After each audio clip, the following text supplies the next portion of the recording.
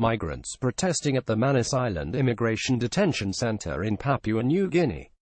Refugee Action Coalition. Via Associated Press Geneva, the authorities in Papua New Guinea have vowed to use force, if necessary, to remove hundreds of migrants and refugees protesting at a closed detention center on the remote Manus Island if the men have not left of their own accord by Saturday.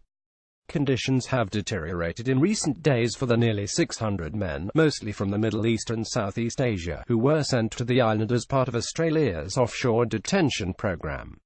Some have been held there for years.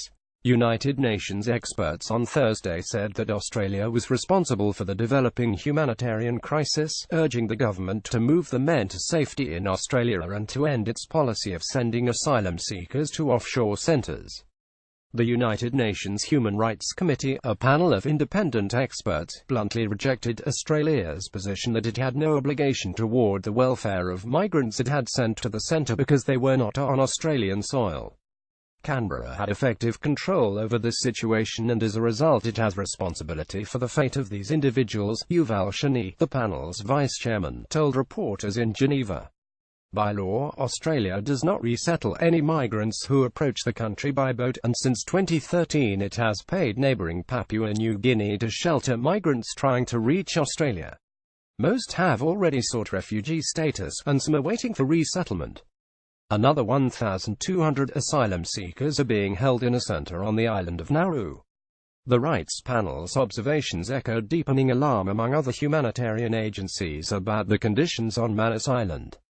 Water, power and other services were cut off at the island's original detention center last month after officials decided to move the men to another location on the island.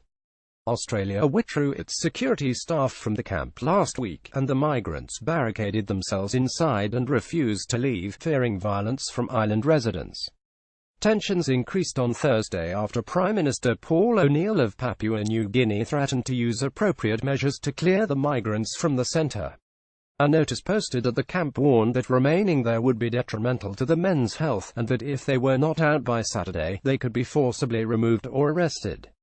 Behrouz Bouchani, a Kurdish Iranian refugee detained on Manus since 2013, said that several fences around the camp had been removed and that although people in the camp were frightened by the threat of arrest, they planned to stay put. "We have shown peaceful resistance to send a message that we are not going to leave this prison camp for another prison camp, and we don't want to live in PNG where we are not safe," Mr. Bouchani said, referring to Papua New Guinea, in a WhatsApp message also posted to his Facebook page.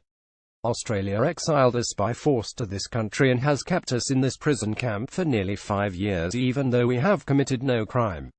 It has then abandoned us and it's obligated under international law to offer safe asylum." The Papua New Guinea Supreme Court ruled on Tuesday that the country's government was not required to provide the migrants with food, water or electricity, and its immigration minister, Petrus Thomas, said last month that the asylum seekers were Australia's responsibility.